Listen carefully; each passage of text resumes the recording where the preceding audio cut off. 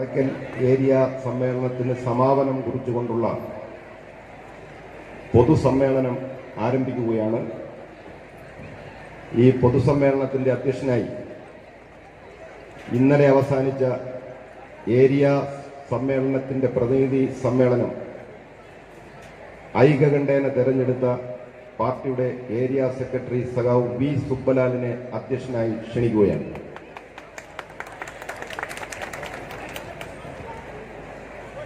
സംഘാടക സമിതിയുടെ ചുമതലക്കാരനായ കടക്കൽ local committee സെക്രട്ടറിയും സെക്രട്ടറി കൂടിയായ അഡ്വക്കേറ്റ് പ്രഭുഘോഷിനെ വേദിയിലേക്ക് ക്ഷണിക്കുകയാണ്. പ്രതിനിധികൾ കടക്കൽ ഏരിയയിലെ സംഘടനാ പ്രശ്നങ്ങളെ സംബന്ധിച്ചും നമ്മുടെ പാർട്ടി ഈ രാജ്യത്താകമാനം നടത്തിക്കൊണ്ടിരിക്കുന്ന രാഷ്ട്രീയപരമായ ഇടപെടലുകളെക്കുറിച്ചും നമ്മുടെ ഗവൺമെന്റിനെ കുറിച്ചും തദ്ദേശ സ്വയംഭരണ സ്ഥാപനങ്ങളെക്കുറിച്ചും ഇനി ഈ പാർട്ടി ഈ നാട്ടിലും ഇന്ത്യ മഹാരാജ്യത്തും നടത്തേണ്ടതെന്ന് ആഗ്രഹിക്കുന്ന മുഴുവൻ കാര്യങ്ങളെക്കുറിച്ചും വിമർശനപരമായും സ്വയം വിമർശനപരമായും ചർച്ച ചെയ്താണ് ഇന്നലെ പ്രതിനിധി സമ്മേളനം കടക്കൽ പഞ്ചായത്ത് ടൗൺ ഹാളിൽ സഖാവ് എം ഷെരീഫ് നഗറിൽ അവസാനിച്ചത്. ഇന്ന് കടക്കൽ പഞ്ചായത്തിലെ 36 ബ്രാഞ്ചുകളിൽ നിന്ന് മാത്രം 2 ലോക്കൽ കമ്മിറ്റികളിൽ നിന്ന് മാത്രമാണ് പൊതുപ്രകടനം ഞങ്ങൾ ആലോചിച്ചിരുന്നത്. ആ പൊതുപ്രകടനത്തിൽ ഞങ്ങൾ ആഗ്രഹിച്ചതിനപ്പുറത്തേക്ക് ആൾക്കാർ പങ്കെടുത്തിട്ടുണ്ട്. ഇപ്പോഴും ഇന്ന് രാവിലെയുള്ള കാലാവസ്ഥ നമ്മളെ കുറച്ച് ആശങ്കപ്പെടുത്തിയതാണ്. 5:30 മണി മുതൽ നനത്തു പെയ്യുന്ന മഞ്ഞുപോലുള്ള മഴയായിരുന്നു. നല്ല തണുപ്പും മഴയും, കാലാവസ്ഥ വളരെ മോശമായിരുന്നു. ആ കാലാവസ്ഥയിൽ നമ്മുടെ നാട്ടിലെ ബഹുജനങ്ങൾ, പാർട്ടി പ്രവർത്തകർ, പാർട്ടി അനുഭാവികൾ, നമ്മുടെ പാർട്ടി ബന്ധുക്കൾ ഈ സമ്മേളനത്തെ ഹൃദയത്തിൽ ഏറ്റുവാങ്ങിയാണ് ഈ പൊതുസമ്മേളനത്തിൽ പങ്കെടുക്കുന്നതിന് ഈ 2 ലോക്കൽ കമ്മിറ്റികളിൽ നിന്ന് നമ്മളിപ്പോൾ ഒന്ന് ഓടക്കണക്കെടുത്ത് ദൃഷ്ടി കൊണ്ട് നോക്കിയാൽ കാണാൻ കഴിയുന്ന പ്രദേശത്തെ പിൻബലം വിളിച്ചോടുന്ന കടക്കൽ ഗ്രാമപഞ്ചായത്ത് 19-ൽ 19 വാർഡുകളും ഇടതുപക്ഷ ജനാധിപത്യ മുന്നണി CPIM നേതൃത്വത്തിൽ ഭരിക്കപ്പെടുന്ന പഞ്ചായത്താണ്. നമ്മുടെ ഏരിയയിലെ മറ്റു പഞ്ചായത്തുകളും ഇടതുപക്ഷ ജനാധിപത്യ മുന്നണിയാൽ മാത്രം ഭരിക്കപ്പെടുന്ന പഞ്ചായത്തുകളാണ്. ഞങ്ങളുടെ വർഗസമര പോരാട്ടങ്ങളുടെ ചരിത്രവും അതിന്റെ അനുഭവവും നേട്ടങ്ങളും ഈ മണ്ണിൽ പുതുതലമുറ ഇപ്പോഴും അനുഭവ പാരമ്പര്യത്തിന്റെയും അനുഭവ പാഠങ്ങളെയും ഉൾക്കൊണ്ട് മനുഷ്യനു വേണ്ടി ജീവിക്കുവാൻ ഈ നാട്ടിലെ മുഴുവൻ ബഹുജനങ്ങളെയും എല്ലാവരുടെയും ദുഃഖങ്ങളിലും സുഖങ്ങളിലും പങ്കാളികളാക്കുവാൻ ആഹ്വാനം ചെയ്തുകൊണ്ടും പ്രവർത്തിച്ചുകൊണ്ടുമാണ് CPIM എന്ന പാർട്ടി ഉയർത്തുന്ന മുദ്രാവാക്യം ഈ നാട്ടിലെ എല്ലാ മനുഷ്യർക്കും മനുഷ്യരായി ജീവിക്കുവാൻ എല്ലാ തരത്തിലുമുള്ള അവകാശം പറ്റുന്നതിനും ഒരേ തരത്തിലുള്ള മാനദണ്ഡങ്ങൾ ഉണ്ടാക്കിയെടുക്കുന്നതിന് വേണ്ടിയിട്ടുള്ള പോരാട്ടമാണ് CPIM ഈ നാട്ടിൽ നടത്തിക്കൊണ്ടിരിക്കുന്നത്. കടക്കൽ എന്നീ ലോക്കൽ കമ്മിറ്റികളിൽ നിന്ന് ഇത്രയധികം ബഹുജന പങ്കാളിത്തത്തോടുകൂടി ഈ പൊതുയോഗം നമുക്ക് നടത്താൻ കഴിയുന്നുണ്ട്. ഈ പൊതുയോഗത്തിൽ പങ്കെടുത്തുകൊണ്ടിരിക്കുന്നവരോടും ഈ പൊതുയോഗം കേട്ടുകൊണ്ടിരിക്കുന്നവരോടും നിങ്ങൾ അർപ്പിച്ച മുഴുവൻ പ്രതീക്ഷയെയും കഴിഞ്ഞ 2 ദിവസക്കാലയളവിൽ ചർച്ച ചെയ്ത് ഞങ്ങളുടെ തെറ്റുകൾ എന്താണെന്ന് കണ്ടെത്തി ആ തെറ്റുകൾ തിരുത്തുന്നതിനും പുതിയ നേട്ടങ്ങൾ ഉണ്ടാക്കിയെടുക്കുന്നതിന് കൂട്ടായ ചർച്ചയിലൂടെ സമ്മേളനവും അവസാനിച്ചത്. അതിന്റെ ആവേശത്തിൽ ഇന്നിവിടെ ചേരുന്ന പൊതുസമ്മേളനത്തിൽ ആഗ്രഹമായി ഈ യോഗത്തിലേക്ക് ഹൃദയപൂർവ്വം സ്വാഗതം ചെയ്യുന്നു. ഈ യോഗത്തിന്റെ അധ്യക്ഷനായിരിക്കുന്നത് ഞങ്ങളുടെ പാർട്ടിയുടെ പ്രിയങ്കരനായ ഏരിയ മുന്നോട്ട് വെക്കാത്ത ആളുകളാണ് രാജ്യത്തെ ഏറ്റവും വലിയ ജനാധിപത്യ പാർട്ടികൾ എന്ന് നമ്മുടെ നാട്ടിൽ പ്രചരിപ്പിച്ചുകൊണ്ടിരിക്കുന്നത്. ഇന്ത്യ രാജ്യത്ത് ജനാധിപത്യപരമായി പ്രവർത്തിക്കുന്ന അപൂർവം പാർട്ടികളിൽ ഒന്നാണ് communist party of India Marxist എന്ന് അഭിമാനത്തോടെ പറയാൻ വേണ്ടി പറ്റുന്നതാണ്. അതിന്റെ ഭാഗമായിട്ടാണ് ഇപ്പോൾ നമ്മുടെ നാട്ടിലെല്ലാം ഇത്തരം സമ്മേളനങ്ങൾ നടന്നുകൊണ്ടിരിക്കുന്നത്. കമ്മ്യൂണിസ്റ്റുകാരുടെ ജനാധിപത്യ ബോധം എന്ന് പറയുന്നത് ഈ ലോകത്ത് ഇന്ന് പുലരുന്ന ജനാധിപത്യം, ആ ജനാധിപത്യത്തെ ഈ ലോകത്ത് സംരക്ഷിച്ചു നിർത്തിയത് കമ്മ്യൂണിസ്റ്റുകാരായിരുന്നു എന്ന യാഥാർത്ഥ്യം നാം മനസ്സിലാക്കേണ്ടതായിട്ടുണ്ട്. രണ്ടാം ലോക മഹായുദ്ധത്തിന്റെ കാലത്ത് ഹിറ്റ്ലറുടെ ഫാസിസ്റ്റ് അജണ്ട ലോകത്തെ യൂറോപ്യൻ രാജ്യങ്ങളിലെ ജനാധിപത്യ സംവിധാനങ്ങളെ എല്ലാം തകർത്ത് മുന്നേറി ആധിപത്യം സ്ഥാപിച്ച് മുന്നോട്ട് പോകുന്ന കാലമായിരുന്നു. ആ കാലഘട്ടത്തിലാണ് യൂറോപ്യൻ രാജ്യങ്ങളെ എല്ലാം കീഴടക്കി റഷ്യയിലേക്ക് ഹിറ്റ്ലറുടെ പട കടന്നു വരുന്നതും ആ ഹിറ്റ്ലറുടെ പടയെ 2 കോടി കമ്മ്യൂണിസ്റ്റുകാരുടെ രക്തസാക്ഷിത്വം കൊണ്ടാണ് അവരെ പരാജയപ്പെടുത്തിയതും. അങ്ങനെയാണ് 2 കോടി കമ്മ്യൂണിസ്റ്റുകാരുടെ രക്തസാക്ഷിത്വത്തിന് മുകളിലാണ് ഇന്ന് ഈ ലോകത്ത് ജനാധിപത്യം പുലരുന്നത് എന്ന കാര്യവും നാം തിരിച്ചറിയേണ്ടതുണ്ട്. രാജ്യത്തെ ജനാധിപത്യ സംരക്ഷണം മാത്രമല്ല, ലോകത്തിലെ ജനാധിപത്യത്തെ സംരക്ഷിച്ചു നിർത്തിയ പോരാട്ടം കമ്മ്യൂണിസ്റ്റുകാരാണ് നടത്തിയത് എന്ന യാഥാർത്ഥ്യം കൂടി നാം ഈ അവസരത്തിൽ ഓർക്കേണ്ടതായിട്ടുണ്ട്. നിങ്ങൾ ശ്രദ്ധിച്ചാൽ നിങ്ങൾക്കറിയാം, 1991 ശേഷം ലോകത്തെ പല രാജ്യങ്ങളും ആക്രമിക്കപ്പെടുകയും ആക്രമിക്കപ്പെട്ട് ആ രാജ്യത്തെ ഭരണാധികാരികളെ കൊന്നൊടുക്കുകയും ചെയ്യുന്ന സംഭവങ്ങൾ ലോകത്ത് അരങ്ങേറിക്കൊണ്ടിരിക്കുകയാണ്. ഇറാഖിലെ സദ്ദാം ഹുസൈനെ കൊലപ്പെടുത്തി, അതുപോലെ തന്നെ ലിബിയയിലെ ഗദ്ദാഫിയെ കൊലപ്പെടുത്തി. പശ്ചിമേഷ്യൻ രാജ്യങ്ങളുടെ കമ്മ്യൂണിസ്റ്റ് പ്രസ്ഥാനത്തിനേറ്റ തിരിച്ചടിയുടെ ഫലമായിട്ടാണ് ലോകത്ത് അത്തരമൊരു സ്ഥിതിവിശേഷമുണ്ടായത് എന്ന് കാണേണ്ടതായിട്ടുണ്ട്. പഴയകാല ചില സംഭവങ്ങൾ നമ്മൾ ഈ അവസരത്തിൽ ഓർക്കുന്നത് നല്ലതാണ്. ഇന്ത്യയും പാകിസ്ഥാനും തമ്മിൽ യുദ്ധമുണ്ടായി. ഇന്ത്യയും പാകിസ്ഥാനും തമ്മിൽ യുദ്ധമുണ്ടായപ്പോ അമേരിക്കൻ സാമ്രാജ്യത്വം പറഞ്ഞത്, ഞങ്ങൾ ഇന്ത്യ പാകിസ്ഥാൻ യുദ്ധം നടക്കുമ്പോ ആ പാകിസ്ഥാനെ സഹായിക്കാൻ വേണ്ടി ഞങ്ങൾ 7ാം കപ്പൽപ്പടയുമായി ഇന്ത്യയിലേക്ക് പ്രവേശിക്കുമെന്നായിരുന്നു അവർ പ്രഖ്യാപിച്ചത്. ഇറാഖിലുള്ളതുപോലെ, ലിബിയയിലുള്ളതുപോലെ, പശ്ചിമേഷ്യയിലുള്ളതുപോലെ ആ സൈന്യവുമായി തങ്ങൾ കടന്നു വരുമെന്ന് അമേരിക്ക പ്രഖ്യാപിച്ചു. അങ്ങനെ അമേരിക്ക പ്രഖ്യാപിച്ചപ്പോഴാണ് സോവിയറ്റ് റഷ്യയിലെ കമ്മ്യൂണിസ്റ്റുകാർ, സോവിയറ്റ് റഷ്യ പറഞ്ഞു, നിങ്ങൾ ഇന്ത്യ രാജ്യത്തേക്ക് കടക്കാനാണ് ആഗ്രഹിക്കുന്നതെങ്കിൽ നിങ്ങൾക്ക് നേരിടേണ്ടി വരിക ഇന്ത്യയുടെ സൈന്യത്തെയല്ല, റഷ്യയുടെ ചമ്പടയായിരിക്കുമെന്ന്. ഇന്ന് യുദ്ധങ്ങളുടെ കേന്ദ്രമായി മാറുന്നു. 100 കണക്കിനെന്നല്ല 1000കണക്കിന് ആളുകൾ കൊല്ലപ്പെടുകയാണ് പശ്ചിമേഷ്യയിൽ. ഇതേപോലെ പശ്ചിമേഷ്യയിൽ അന്നും ഇടപെടാൻ അമേരിക്കൻ സാമ്രാജ്യത്വം നോക്കിയിരുന്നു. ഈജിപ്ത് എന്ന് പറയുന്ന രാജ്യം, ആ രാജ്യത്തിന്റെ തലവൻ നാസർ, അദ്ദേഹം പശ്ചിമേഷ്യയിലെ അമേരിക്കൻ ആധിപത്യത്തിന്റെ ശക്തമായ നിലപാട് സ്വീകരിച്ചു വന്നപ്പോ ആ പശ്ചിമേഷ്യയെ ആക്രമിക്കുമെന്ന് പ്രഖ്യാപിച്ച് അമേരിക്കയുടെ പട വീണ്ടും രംഗപ്രവേശനം ചെയ്യുമെന്ന് പ്രഖ്യാപിച്ചു. അമേരിക്ക ആ പ്രഖ്യാപനം നടത്തിയ ഉടനെ സോവിയറ്റ് റഷ്യ പറഞ്ഞു, നിങ്ങൾ ഈ അമേരിക്കൻ ചെമ്പട, അമേരിക്കയുടെ പട ഇങ്ങോട്ട് പശ്ചിമേഷ്യയിലേക്ക് വരികയാണെങ്കിൽ ആ പശ്ചിമേഷ്യയെ സംരക്ഷിക്കാൻ ഞങ്ങളുണ്ടാകും എന്ന് പ്രഖ്യാപിച്ചു. ആ പ്രഖ്യാപനത്തിന്റെ ഫലമായാണ് അമേരിക്കയുടെ പട പശ്ചിമേഷ്യയിൽ കടന്നു പോവാതെ മടങ്ങിപ്പോയത് എന്നോർക്കണം. 1991 സോവിയറ്റ് റഷ്യയിലെ സോളിസ്റ്റ് വ്യവസ്ഥക്ക് തിരിച്ചടിയേൽക്കുന്നു. കമ്മ്യൂണിസ്റ്റ് പ്രസ്ഥാനത്തിന് അവിടെ തിരിച്ചടിയേൽക്കുന്നു. ആ തിരിച്ചടിക്ക് ശേഷമാണ് ഇറാഖിലേക്കും ലിബിയയിലേക്കും പശ്ചിമേഷ്യയിലേക്കും അവർക്ക് കടന്നു വരാൻ കഴിഞ്ഞത് എന്ന് നാം ഓർക്കേണ്ടതുണ്ട്. അതുകൊണ്ട് കമ്മ്യൂണിസ്റ്റ് ആശയത്തിന്റെ വികാസം എന്ന് പറയുന്നത്, കമ്മ്യൂണിസ്റ്റ് പാർട്ടി നിലനിൽക്കുക എന്ന് പറയുന്നത്, സോളിസ്റ്റ് വ്യവസ്ഥ ശക്തിപ്പെടുക എന്ന് പറയുന്നത് ഏതെങ്കിലും ഒരു രാജ്യത്തിന്റെ മാത്രം പ്രശ്നമല്ല, ഈ ലോകത്തിലെ ജനാധിപത്യ സംരക്ഷണത്തിന്റെ ഏറ്റവും അടിസ്ഥാനപരമായ കാര്യമാണ് എന്ന് നാം തിരിച്ചറിയേണ്ടതുണ്ട്. അതുകൊണ്ട് കമ്മ്യൂണിസ്റ്റ് പാർട്ടി ശക്തിപ്പെടുക എന്നത്, ലോകത്ത് കമ്മ്യൂണിസ്റ്റ് പ്രസ്ഥാനം വികസിക്കുക എന്ന് പറയുന്നത് ലോകത്തെ ജനാധിപത്യത്തെയും രാജ്യങ്ങളെയും സംരക്ഷിക്കുന്നതിന് അത്യന്താപേക്ഷിതമാണ് എന്ന് നമ്മൾ തിരിച്ചറിയണം.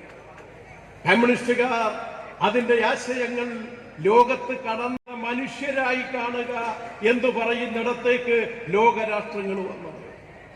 അങ്ങനെ മനുഷ്യരായി തൊഴിലാളികളെ കണക്കാക്കിയില്ലെങ്കിൽ അവർ കമ്മ്യൂണിസ്റ്റുകാരായി മാറുകയും അധികാരം പിടിച്ചെടുക്കുകയും ചെയ്യുമെന്ന രാഷ്ട്രീയ അജണ്ടയുടെ ഫലമായിട്ടാണ് ലോകത്തെ തൊഴിലാളികളെ മനുഷ്യരായി പ്രഖ്യാപിക്കുന്ന നിലയുണ്ടായത്.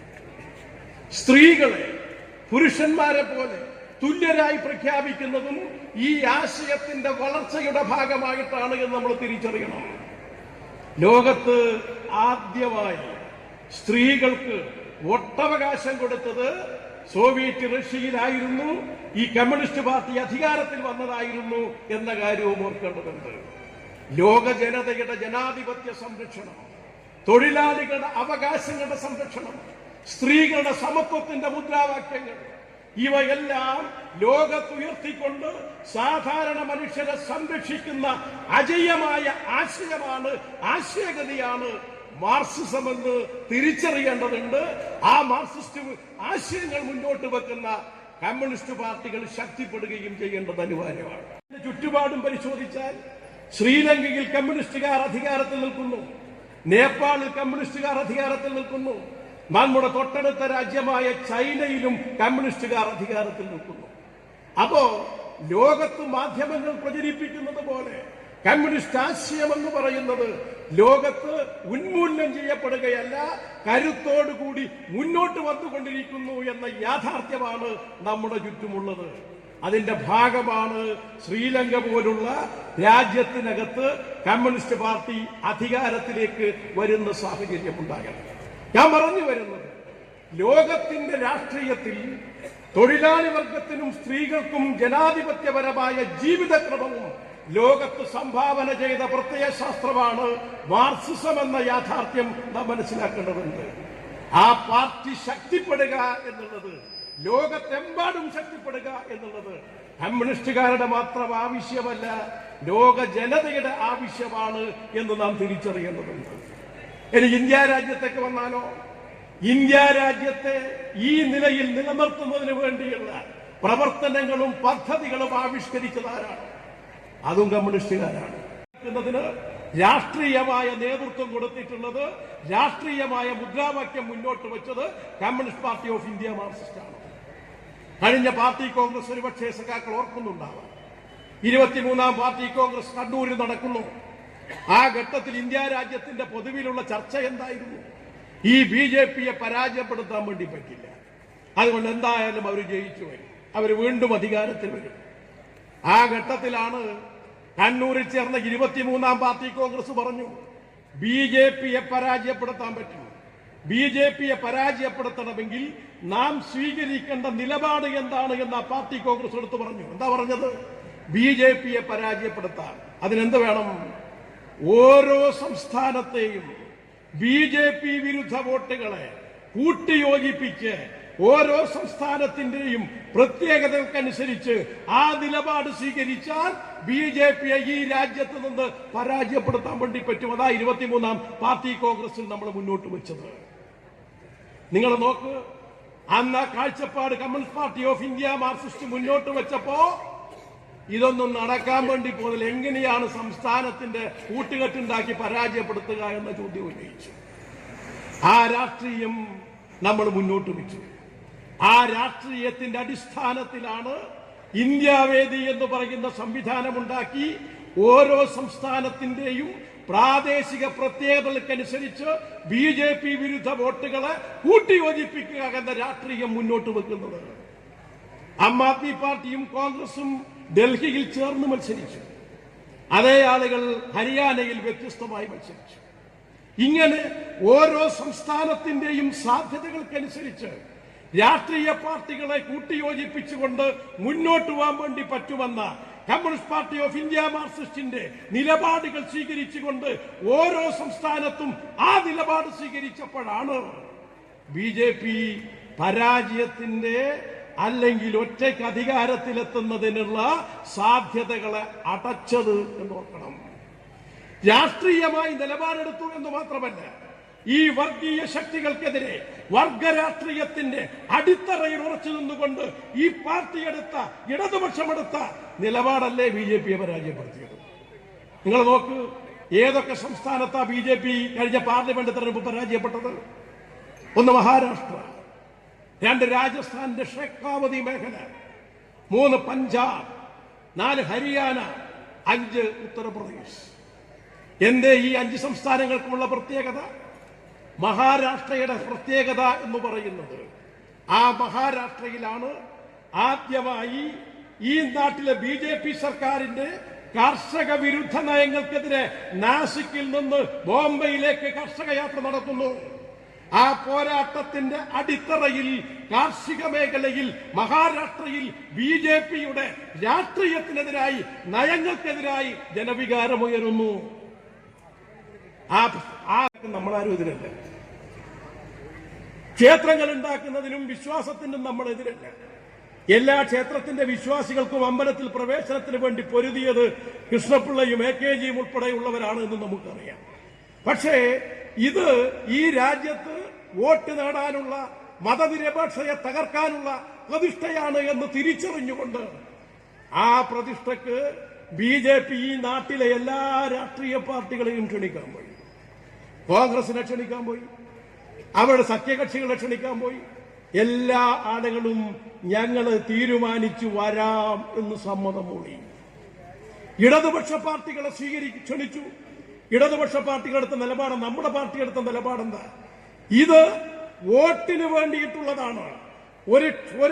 ഒരു പള്ളി തകർത്ത് അവിടെ ക്ഷേത്രമുണ്ടാക്കി ഈ രാജ്യത്തെ മതനിരപേക്ഷ പാരമ്പര്യത്തെ തകർക്കുന്ന BJP രാഷ്ട്രീയത്തിന്റെ ഭാഗമായ ഈ പരിപാടിയിൽ ഞങ്ങൾ പങ്കെടുക്കുന്ന പ്രശ്നമേ ഇല്ല.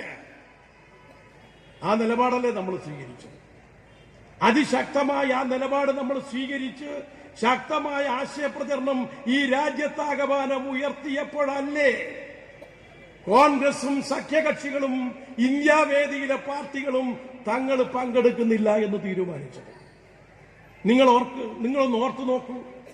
ആ പള്ളി തകർത്ത് അവിടെ BJP വോട്ടിന് വേണ്ടി നടത്തിയ പ്രതിഷ്ഠക്കകത്ത് ഇന്ത്യയിലെ രാഷ്ട്രീയ പാർട്ടികൾ, ഇന്ത്യാവേദിയിലെ രാഷ്ട്രീയ പാർട്ടികൾ പങ്കെടുത്തിരുന്നുവെങ്കിൽ ആ വേദിക്ക് മതനിരപേക്ഷ മുദ്രാവാക്യം, മതേതരത്വം, ബഹുസ്വരത എന്ന വാക്കുച്ചരിക്കാൻ പറ്റുമായിരുന്നോ? ഇന്ത്യാവേദിയെ മതനിരപേക്ഷത മുദ്രാവാക്യത്തിൽ, ബഹുസ്വരതയുടെ മുദ്രാവാക്യത്തിലേക്ക് ഉറപ്പിച്ചു നിർത്തിയത് ഇടതുപക്ഷം സ്വീകരിച്ച, നമ്മൾ സ്വീകരിച്ച ശക്തമായ രാഷ്ട്രീയ നിലപാടിന്റെ ഭാഗമാണ് എന്ന യാഥാർത്ഥ്യം കൂടി നാം കാണേണ്ടതുണ്ട്. BJPയുടെ കഴിഞ്ഞ തെരഞ്ഞെടുപ്പിൽ ഏറ്റവും വലിയ അവകാശവാദം എന്താണ്? ഞങ്ങൾ അഴിമതി വിരുദ്ധരായ ആളുകളാണ്. അങ്ങനെയാണല്ലോ ഇലക്ട്രൽ ബോണ്ട് കേസുമായി ബന്ധപ്പെട്ട് നമുക്ക് നഷ്ടപ്പെട്ടു പോയ നമ്മുടെ അഖില ഇന്ത്യ ജനറൽ സെക്രട്ടറി ആയിരുന്ന സീതാറാം യെച്ചൂരി കേസ് കൊടുത്തത്. ആ സഖാവ് കൊടുത്ത കേസിലല്ലേ ഇലക്ട്രൽ ബോണ്ട് വിധി വന്നത്? BJPയുടെ അഴിമതി പുറത്തു വന്നത്? കോൺഗ്രസിലെ വയനാട്ടിലെ MPയുടെ പങ്കാളി പോലും 160 കോടി അവർക്ക് നൽകിയിട്ടുണ്ട് എന്ന വാർത്ത പുറത്തു വന്നത്. അങ്ങനെ ഇന്ത്യ രാജ്യത്ത് മതനിരപേക്ഷത സംരക്ഷിക്കാൻ, ഈ നാടിന്റെ ഭരണഘടന സംരക്ഷിക്കാൻ, ഈ നാടിന്റെ രാഷ്ട്രീയത്തെ വർഗീയത വിരുദ്ധമായിട്ടുള്ളതും അതോടൊപ്പം ജനപക്ഷ നിലപാടിലേക്കും ഉറപ്പിച്ചു നിർത്തിയത് നമ്മുടെ പാർട്ടിയെടുത്ത ഇടതുപക്ഷം സ്വീകരിച്ച രാഷ്ട്രീയ നിലപാടായിരുന്നു. ആ കരുത്തിലാണ് ഇന്ത്യയിലെ മതനിരപേക്ഷ രാഷ്ട്രീയം വികസിച്ചത് എന്ന് നാം തിരിച്ചറിയണം.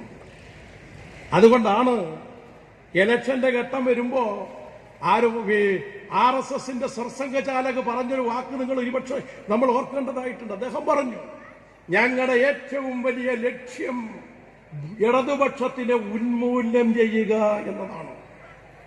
ഇടതുപക്ഷത്തിനെ ഉന്മൂലനം ചെയ്താൽ, അതിന്റെ കരുത്തായി നിൽക്കുന്ന CPI ദുർബലപ്പെടുത്തിയാൽ സ്വാഭാവികമായും ഇന്ത്യയിൽ മതനിരപേക്ഷതയില്ല. ഇന്ത്യ രാജ്യത്ത് കർഷകരുടെ, തൊഴിലാളികളുടെ, വിദ്യാർത്ഥികളുടെ, സ്ത്രീകളുടെ, ന്യൂനപക്ഷത്തിന്റെ, ദളിതരുടെ മുദ്രാവാക്യങ്ങൾ ഉയർത്താൻ ആരും ഉണ്ടാവില്ല.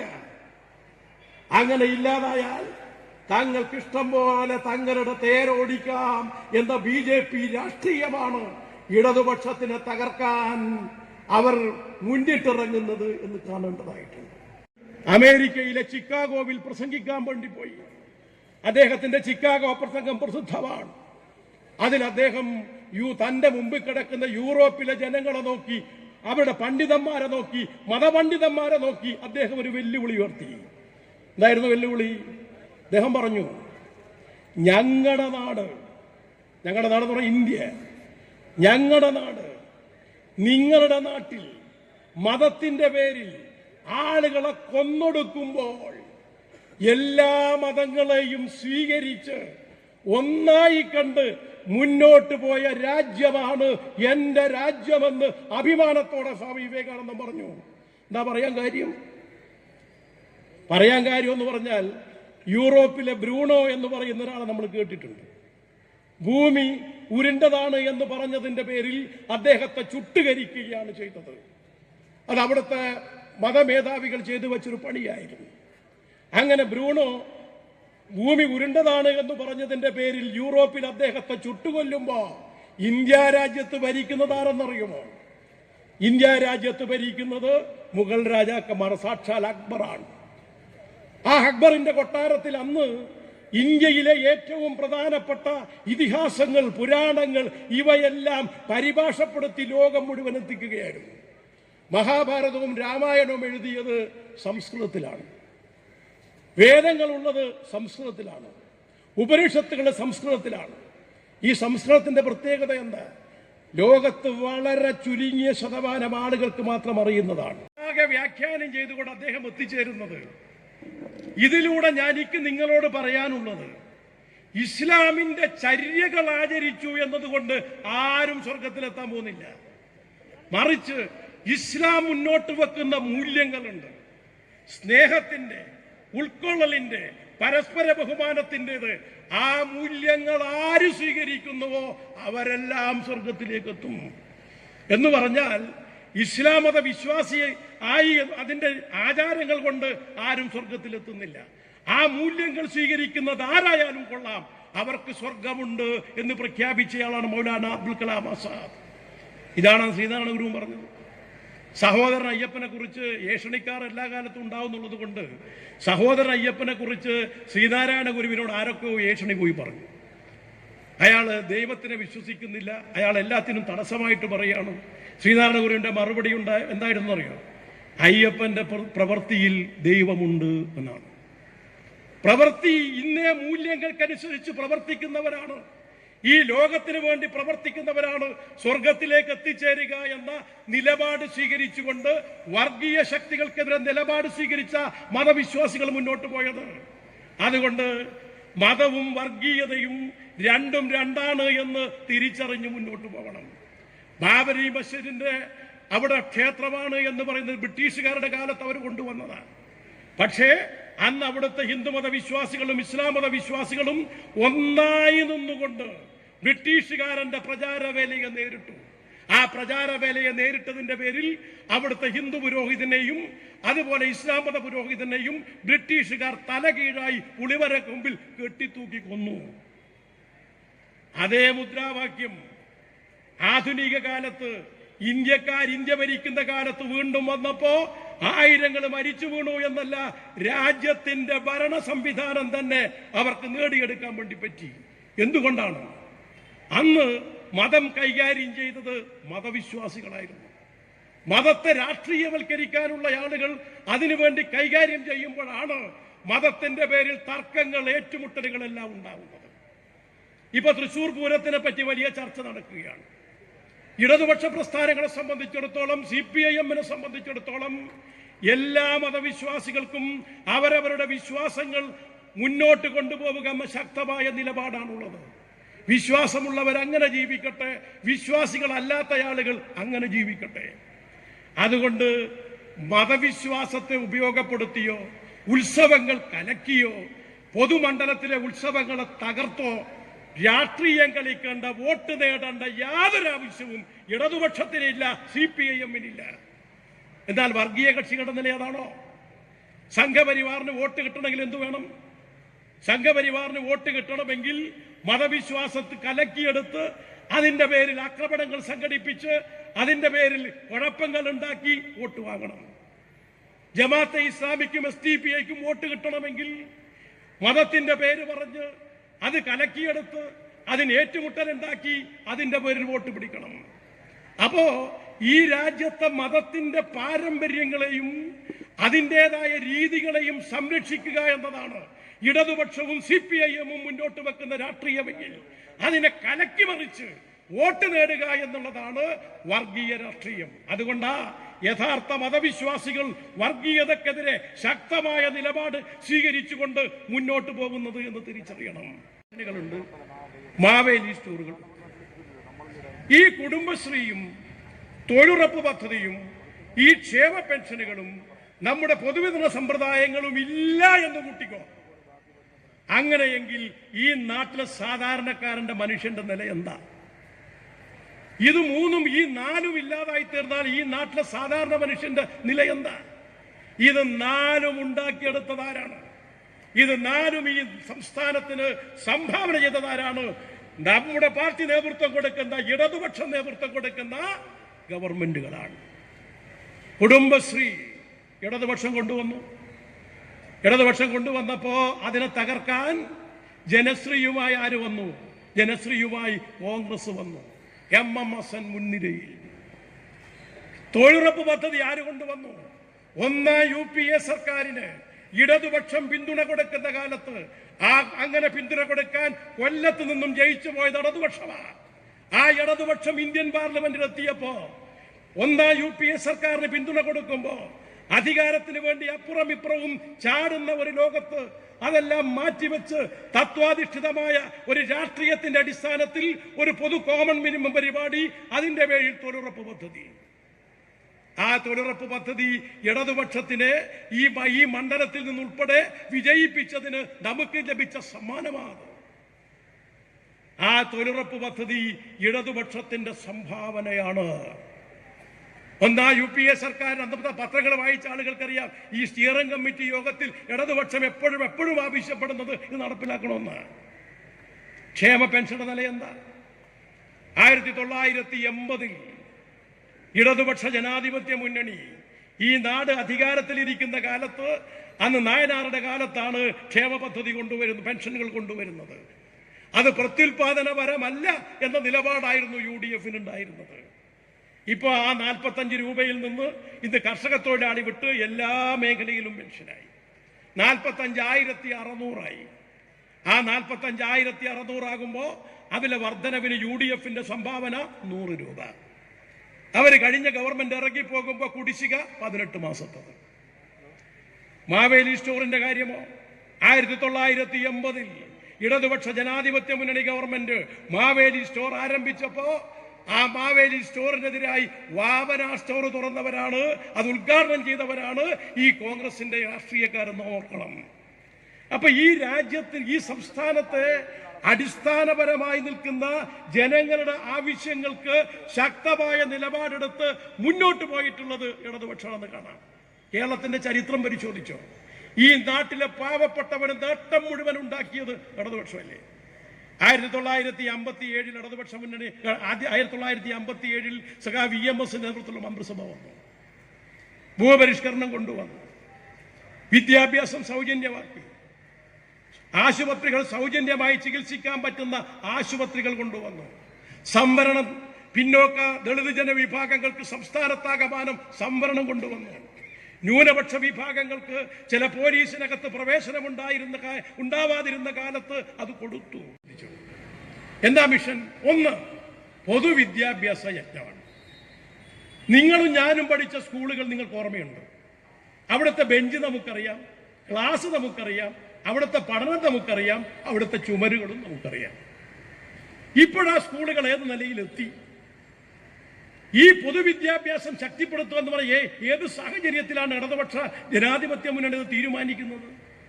നമ്മുടെ നാട്ടിലെ വിദ്യാർത്ഥികൾ പുതിയ വിദ്യാഭ്യാസ രീതികൾ ലോകത്ത് വികസിക്കുന്നു.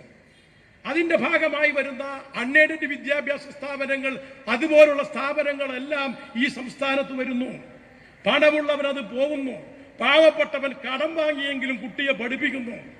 ഈ സാഹചര്യത്തിലാണ് നമ്മുടെ പൊതുവിദ്യാഭ്യാസ സ്ഥാപനങ്ങൾ മെച്ചപ്പെടുത്തിയെടുത്തുകൊണ്ട് അടിസ്ഥാന സൗകര്യങ്ങളെല്ലാം വികസിപ്പിച്ചെടുത്തുകൊണ്ടുള്ള പ്രവർത്തനത്തിലേക്ക് കടക്കുന്നത്. അങ്ങനെ ഈ നാട്ടിലെ പാവപ്പെട്ട വിദ്യാർത്ഥികൾക്ക് പഠിക്കുവാനുള്ള അവസരമൊരുക്കി മുന്നോട്ട് കൊണ്ടുപോവാൻ അടിസ്ഥാന ജനവിഭാഗത്തെ വിദ്യാഭ്യാസ രംഗത്ത് ശക്തിപ്പെടുത്തുന്ന പ്രവർത്തനത്തിലേക്ക് ഗവൺമെന്റ് നേതൃത്വം കൊടുത്തത്. ആർദ്രം പദ്ധതി. രോഗത്തിന്റെ അവസ്ഥ നിങ്ങൾക്ക് എല്ലാവർക്കും അറിയാം, നമുക്കെല്ലാം അറിയാവുന്നതാണ്. എത്ര കുടുംബങ്ങളാണ് രോഗചികിത്സയുടെ ഭാഗമായി കുത്തുപാളയെടുക്കേണ്ടി വന്നത്. ആ രീതിക്ക് മാറ്റം വരുത്തി നമ്മുടെ ആരോഗ്യ മേഖലയെ ആകമാനം ശക്തിപ്പെടുത്തി മുന്നോട്ട് കൊണ്ടുപോകുന്ന പരിപാടിയിലേക്ക് പോയില്ലേ? ഉച്ചയ്ക്ക് ശേഷം OP പ്രവർത്തിക്കുന്ന രീതിയിലേക്ക് പോയില്ലേ?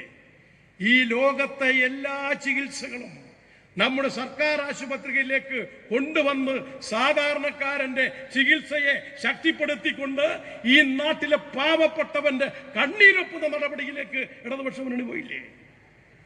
ലൈഫ് പദ്ധതി 5 ലക്ഷം പേർക്കാണ് ലൈഫ് പദ്ധതിയിലൂടെ ഇപ്പൊ വീടുകൾ കൊടുത്തിട്ടുള്ളത്. ഒരു വീട്ടിൽ 4 ആളുകളെന്ന് കണക്കാക്കിയാൽ 20 ലക്ഷം ആളുകൾക്ക് പാർപ്പിടം കൊടുത്ത ഗവൺമെന്റാണ് ഈ ഗവൺമെന്റ് എന്ന യാഥാർത്ഥ്യം നാം ഓർക്കേണ്ടതായിട്ടുണ്ട്. അതുപോലെ ശുചിത്വ പരിപാടി ഈ നാട്ടിൽ വമ്പിച്ച തോതിലുള്ള മാലിന്യ നിക്ഷേപങ്ങൾ പലവിധ രോഗങ്ങൾ ഉണ്ടാക്കി ബുദ്ധിമുട്ടുണ്ടാക്കുന്ന സാഹചര്യം കണക്കിലെടുത്ത് ശുചിത്വത്തിന് വേണ്ടിയുള്ള പ്രവർത്തനങ്ങൾ അങ്ങനെയായി കർമ്മസേനകളും എല്ലാം വരുന്നത്. ഈ നാട്ടിലെ പാവപ്പെട്ടവന്റെ കണ്ണീരൊപ്പാൻ വേണ്ടിയിട്ടുള്ള മിഷനുകൾ എന്ന് പറയുന്നത് അടിസ്ഥാന ജനവിഭാഗത്തിന്റെ പ്രശ്നങ്ങളെ പരിഹരിക്കാൻ വേണ്ടിയിട്ടുള്ളതാണ്. ഇടതുപക്ഷ ഗവൺമെന്റുകളെ പറ്റി അതുപോലെ തന്നെ ഈ ഗവൺമെന്റ് 3.5 ലക്ഷം പട്ടയങ്ങളാണ് കൊടുത്തത്. ഇപ്പൊ ചില പട്ടയങ്ങൾ ഇനിയും കൊടുക്കാൻ ബാക്കിയുണ്ട്. കാരണം വനാവകാശ നിയമപ്രകാരം പലതും വനഭൂമിയാണ്. ആ വനഭൂമിയിൽ പട്ടയം കൊടുക്കാൻ സംസ്ഥാന സർക്കാരിന് പറ്റില്ല. വനാവകാശ നിയമത്തിന്റെ ഭേദഗതി വരുത്തണം. അത് വരുത്തേണ്ടതാരാ? കേന്ദ്ര ഗവൺമെന്റാണ്. അവരത് വരുത്തുന്നില്ല. അതാണ് ഇവിടെ കുറച്ച് പ്രശ്നം ചില മേഖലയിൽ കിടക്കുന്നത്. ഒരു നാടിന്റെ വികസനം മുന്നോട്ട് പോകണമെങ്കിൽ വ്യവസായവും അതുപോലെ തന്നെ കാർഷിക മേഖലയും പശ്ചാത്തല സൗകര്യവും എല്ലാം വികസിക്കണം. ഇപ്പോ വിഴിഞ്ഞത്ത് തുറമുഖം വന്നാൽ അവിടെ വരുന്ന കണ്ടെയ്നറുകളിൽ ഈ രാജ്യത്തിന്റെ മുഴുവൻ എത്തണമെങ്കിൽ റോഡുകളും റെയിൽവേയും വികസിപ്പിക്കണം. പശ്ചാത്തല സൗകര്യം വികസിക്കുന്ന ഒരു നാട്ടിലെ പുതിയ വികസന സാധ്യതകൾ ഉണ്ടാകൂ. അതുകൊണ്ടാണ് നമ്മുടെ ഗവൺമെന്റ് എന്ത് ചെയ്തു? ഹൈവേ വികസനം, അതുപോലെ തന്നെ തീരദേശ ഹൈവേ വികസനം, മലയോര ഹൈവേ വികസനം, അതുപോലെ പശ്ചാത്തല സൗകര്യ വികസനത്തിന് വേണ്ടിയുള്ള വലിയ പദ്ധതികളിലേക്ക് കടന്നു. പൊതുമേഖലാ സ്ഥാപനങ്ങൾ തകർക്കുക എന്ന കേന്ദ്ര നയത്തിന് പകരം അവയെ സംരക്ഷിക്കുന്ന നയത്തിലേക്ക് പോയി. നിങ്ങൾ ഓർക്കുന്നുണ്ടാവും, പണ്ടൊക്കെ ഇടതുപക്ഷ ജനാധിപത്യ മുന്നണി ഗവൺമെന്റ് വരുമ്പോ ഇവര് പറയാ ഇവര് ക്ഷേമം മാത്രം നടപ്പിലാക്കാനാണ്, വികസനം നടക്കാൻ പറ്റാത്തതാണ്. ഇപ്പൊ പറയുന്നത് എന്താ? ഇപ്പൊ വികസനം നടത്തുന്നില്ല എന്ന് പറയുന്നുണ്ടോ? ഇവർ ചെയ്യുന്നത് എന്താണ്? ഈ ഗവൺമെന്റ് കൊണ്ടുവരുന്ന വികസന പദ്ധതികളെ തടസ്സപ്പെടുത്തുക എന്ന നയമല്ല ഇവർ മുന്നോട്ട് വെക്കുന്നത്. ഈ നാടിന്റെ എല്ലാ മേഖലയിലും ഈ വികസനത്തിന്റെ അടിസ്ഥാന ജനവിഭാഗത്തിന്റെ താല്പര്യങ്ങളെ സംരക്ഷിച്ചുകൊണ്ട് തന്നെ നാടിന്റെ പൊതുവായ വികസനത്തിന് ശക്തമായി ഇടപെട്ടുകൊണ്ട് ഗവൺമെന്റ് മുന്നോട്ട് പോവുകയാണ്. ഈ രാജ്യമെല്ലാം വർഗീയ കലാപങ്ങളുടെ സംഘർഷങ്ങളുടെ ലോകമാണ്. പക്ഷെ ഈ കേരളം അതിൽ നിന്ന് വിമുക്തമാണ്. ഈ കേരളത്തിൽ തർക്കങ്ങൾ ഉണ്ടാക്കാത്തത് കൊണ്ടാണോ SDPIയും സംഘപരിവാറും എന്തെല്ലാം ശ്രമങ്ങളാണ്? ഈ നാട്ടിലെ ജനതയെ തമ്മിലടിപ്പിക്കുക എന്നല്ലാതെ എന്ത് രാഷ്ട്രീയമാണ് ഇവർക്കുള്ളത്? ആർക്കു വേണ്ടി തമ്മിലടിപ്പിച്ചു? ഈ നാട്ടിലെ ജനങ്ങളെ തമ്മിൽ കൊല്ലാൻ വേണ്ടി, ഈ നാട്ടിലെ ജനകീയ രാഷ്ട്രീയത്തിനെ ദുർബലപ്പെടുത്താൻ വേണ്ടി. ആ ജനകീയ രാഷ്ട്രീയത്തെ ദുർബലപ്പെടുത്താൻ സംഘപരിവാറുമായി ചേർന്ന UDFനെയാണ് കാണാൻ വേണ്ടി പറ്റുന്നത്. നമ്മുടെ നാട്ടിൽ ഒരുപാട് വികസന പ്രവർത്തനങ്ങൾ മുന്നോട്ട് വരുത്തുന്നുണ്ട്. ഈ കാലഘട്ടത്തിൽ ഇതിനെയെല്ലാം മറികടന്നുകൊണ്ടാണ് രാഷ്ട്രീയ ദൗത്യം നിർവഹിക്കുന്നു, പൊതുവായ സംസ്ഥാനത്തിന്റെ വികസന ദൗത്യം നിർവഹിക്കുന്നു, അതുപോലെ ഈ നാട്ടിലെ പാവപ്പെട്ടവരെ സംരക്ഷിക്കാനുള്ള പ്രവർത്തനങ്ങൾ നടത്തുന്നു. ഈ സാമ്പത്തികമായ ഉപരോധം എല്ലാ കാര്യങ്ങളും നമ്മൾ തീരുമാനിക്കുന്നത് പോലെ നടപ്പിലാക്കാൻ പറ്റാത്ത പ്രശ്നമുണ്ട്. എങ്കിലും അതിനെ മറികടക്കാനുള്ള ശക്തമായ ഇടപെടലാണ് ഇടതുപക്ഷ ജനാധിപത്യ മുന്നണി ഗവൺമെന്റ് ചെയ്യുന്നത് എന്ന് നോക്കണം. RSSന്റെ ശാഖയ്ക്ക് കാവരുന്ന KPCC പ്രസിഡന്റ്, ഗോൾവാൾക്കറുടെ ജന്മശതാബ്ദിക്ക് വിളക്ക് തെളിയിക്കാൻ വേണ്ടി പോയ പ്രതിപക്ഷ നേതാവ്, ഇവരാണ് നമ്മുടെ രാഷ്ട്രീയം പഠിപ്പിക്കുന്നത്. ഈ ഗോൾവാൾക്കർ ആരെന്നറിയുമോ? അദ്ദേഹത്തിന്റെ ഒരു പുസ്തകമുണ്ട്, വിചാരധാര. അതുകൊണ്ട് പറഞ്ഞുകൊണ്ട് അവസാനിപ്പിക്കുവാണ്. ആ പുസ്തകത്തിൽ അദ്ദേഹം പറയുന്ന 1960കളിൽ എഴുതിയ പുസ്തകമാണ്. ഗോൾവാൾക്കർ ഒരു RSS നേതാവ് എന്ന് മാത്രം കരുതരുത്, അവരുടെ താത്വിക അടിസ്ഥാനം ഉറക്കിയിട്ടുള്ളയാളാണ് അദ്ദേഹം. ഇന്ത്യയിലെ മനുഷ്യരെങ്ങനെ ഉണ്ടായി എന്ന് പറയുന്ന ഒരു ഭാഗമുണ്ടതിൽ. വിരാട പുരുഷന്റെ എന്ന് പറഞ്ഞാൽ ദൈവത്തിന്റെ എന്ന് കണക്കാക്കിയാൽ മതി. ദൈവത്തിന്റെ തലയിൽ നിന്നാണ് ബ്രാഹ്മണൻ, കൈകളിൽ നിന്ന് ക്ഷത്രിയൻ, ഊരുക്കളിൽ നിന്ന് വൈശ്യൻ, കാലികളിൽ നിന്ന് ശൂദ്രൻ ഉണ്ടായി എന്നാണ് ആ പുസ്തകം പറയുന്നത്. 1960 എഴുതിയ പുസ്തകമാണ്. ഇവിടെ പട്ടികജാതി പട്ടികവർഗം എന്ന് പറയുന്നത് ഒരു മനുഷ്യരായി പോലും അദ്ദേഹം കണക്കാക്കിയിരുന്നില്ല എന്ന് കാണണം. എന്തിനാണ് ഇങ്ങനെയാണ് മനുഷ്യനുണ്ടായത് എന്ന് പറയുന്നത്? ബ്രാഹ്മണൻ ബുദ്ധിയുടെ ഭാഗമാണ്. അതുപോലെ ഓരോരുത്തർക്കും അവർ അത്യുന്നത സ്ഥാനത്താണ്, ബാക്കിയെല്ലാം രണ്ടാം കിടയാണ് എന്ന് പറഞ്ഞ് ചാതുർവർണ്ണ രാഷ്ട്രീയം, ബ്രാഹ്മണ്യ മേധാവിത്വം അടിച്ചേൽപ്പിക്കാനുള്ള പണിയാണ്. ഇത് ആയിരക്കണക്കിന് വർഷം മുമ്പ് ഇന്ത്യയിൽ ഉണ്ടായതാണ്. ബുദ്ധമതത്തിന്റെ കാലത്ത് ഈ സിദ്ധാന്തം വന്നപ്പോൾ ബുദ്ധൻ ഒറ്റ ചോദ്യമേ ചോദിച്ചുള്ളൂ. ഇതെല്ലാം പ്രസംഗിച്ച് നടക്കുന്ന ആളുകൾ ഒരു കാര്യം ഓർക്കണം, നിങ്ങളെല്ലാം അവരുടെ അമ്മമാർ പ്രസവിച്ചിട്ടാണ് ഉണ്ടാകുന്നത് എന്ന് മറക്കരുത് എന്നാണ്. ആയിരക്കണക്കിന് വർഷം മുമ്പ് ഇന്ത്യ രാജ്യം തള്ളിക്കളഞ്ഞ സിദ്ധാന്തം അത് 1960-കളിൽ പുസ്തകമാക്കി. ഇന്ന് നിങ്ങൾ തിരുവനന്തപുരത്ത് ശ്രീപത്മനാഭസ്വാമി ക്ഷേത്രത്തിലേക്ക് പോകുമ്പോൾ അതിന്റെ ഈ എൻട്രൻസ് കടക്കുമ്പോൾ, ക്ഷേത്രത്തിന്റെ അല്ല ഇപ്പുറത്തെ കോട്ടയുടെ എൻട്രൻസ് കടക്കുമ്പോൾ അതിന് വലതുഭാഗത്തൊരു ശാലയുണ്ട്. അവിടെ ഈ പുസ്തകം കിട്ടും. ആ പുസ്തകത്തിൽ എഴുതിയിട്ടുണ്ട്, ഈ വിദ്വാന്മാരെയും ചുമലിൽ വരുത്തിക്കൊണ്ടാണ് ഈ നാട്ടിൽ അടിസ്ഥാന ജനവിഭാഗത്തിന്റെ താല്പര്യങ്ങൾ സംരക്ഷിക്കാൻ വേണ്ടി പോകുന്ന നമ്മുടെ പാർട്ടിക്കെതിരായി രംഗത്ത് വരുന്നതെന്ന് തിരിച്ചറിയണം. ഞാൻ അവസാനിപ്പിക്കുകയാണ്. അതുകൊണ്ട് ലോകത്ത് ജനാധിപത്യം പുലരാൻ, ഇന്ത്യ രാജ്യത്തിന് മുന്നോട്ട് പോവാൻ, നമ്മുടെ നാടിനെ പുരോഗതിയുടെ വഴികളിലേക്ക് ഇനിയും നയിക്കണമെങ്കിൽ കമ്മ്യൂണിസ്റ്റ് പ്രസ്ഥാനം ശക്തിപ്പെട്ടേ മതിയാവും. തിരിച്ചടികൾ നമുക്ക് കേട്ടിട്ടുണ്ട്. ആ തിരിച്ചടികളെ എല്ലാം അതിജീവിച്ചുകൊണ്ടാണ് ലോകത്ത് കമ്മ്യൂണിസ്റ്റ് പ്രസ്ഥാനം വളർന്നിട്ടുള്ളത് എന്ന് ഓർക്കേണ്ടതുണ്ട്. ശ്രീലങ്കയിൽ ഈ കഴിഞ്ഞ പാർലമെന്റ് തെരഞ്ഞെടുപ്പിൽ അവിടുത്തെ കമ്മ്യൂണിസ്റ്റ് പാർട്ടിക്ക് കിട്ടിയ സീറ്റ് 3. ഇപ്പൊ തെരഞ്ഞെടുപ്പ് കിട്ടിയ 169. പ്രതിസന്ധികളെയെല്ലാം മറികടന്ന കമ്മ്യൂണിസ്റ്റ് പാർട്ടി മുന്നോട്ട് പോയത്. ഇത് കടക്കലിന്റെ മണ്ണാണ്. കടക്കൽ വിപ്ലവത്തിന്റെ ചരിത്രം ഞാൻ ഇവിടെ ഓർമ്മപ്പെടുത്തുന്നില്ല, സാക്കൾക്കെല്ലാം അറിയാവുന്നതാണ്. ആ വിപ്ലവവും ആ പോരാട്ടവും നടത്തി. ആ പോരാട്ടത്തിന്റെ ഭാഗമായി ഇവിടെ രാജാധിപത്യത്തിനും സർസിപിയുടെ കിരാതവാഴ്ചയ്ക്കുമെതിരായിട്ടുള്ള പോരാട്ടമായത് വളർന്നു വന്നു. ആ പോരാട്ടം വളർന്നു വന്ന് ആ പോരാട്ടം ഇന്ന് നമ്മൾ തിരിഞ്ഞു നോക്കുമ്പോ സർസിപി നാട് വിട്ടുപോയി. രാജാധിപത്യം നമ്മുടെ നാട്ടിൽ ഇല്ലാതായി, പ്രജാധിപത്യം വന്നു. ഈ കടക്കലിന്റെ മണ്ണ് ഇവിടെ സ്വാഗത പ്രസംഗത്തിനും അധ്യക്ഷ പ്രാർത്ഥനയ്ക്കും സൂചിപ്പിച്ചതുപോലെ ഇടതുപക്ഷ പ്രസ്ഥാനത്തിന് മുഴുവൻ സീറ്റുകളും നേടിയെടുക്കാവുന്ന നിലയിലേക്ക് വളർന്നു വികസിച്ചു. അതാണ് കടക്കലിൽ കമ്മ്യൂണിസ്റ്റുകാരുടെ പാരമ്പര്യം. കമ്മ്യൂണിസ്റ്റുകാരെ തകർക്കാൻ ആര് പരിശ്രമിച്ചാലും ശരി, അവരെയെല്ലാം മറികടന്ന് മുന്നോട്ട് പോയ ചരിത്രമാണ് കമ്മ്യൂണിസ്റ്റ് പ്രസ്ഥാനത്തിനുള്ളത്. ആ ചരിത്രമാണ് അതിനെ തകർക്കാൻ തുടങ്ങിയ പ്രദേശങ്ങളിലുള്ളത്. ആ പാരമ്പര്യം ഏറ്റുപിടിക്കുന്ന ഈ നാട്ടിലെ കമ്മ്യൂണിസ്റ്റ് പാർട്ടി ഓഫ് ഇന്ത്യ മാർക്സിസ്റ്റിന്റെ പ്രവർത്തകന്മാർക്ക് ആ കൊടി ഇനിയും വാനോളം ഉയർത്താൻ കഴിയുമാറാവട്ടെ എന്ന് ആശംസിച്ചുകൊണ്ട് ഈ പരിപാടി ഉദ്ഘാടനം ചെയ്തുകൊണ്ട് ഞാൻ അവസാനിപ്പിക്കുന്നു. അഭിവാദ്യങ്ങൾ.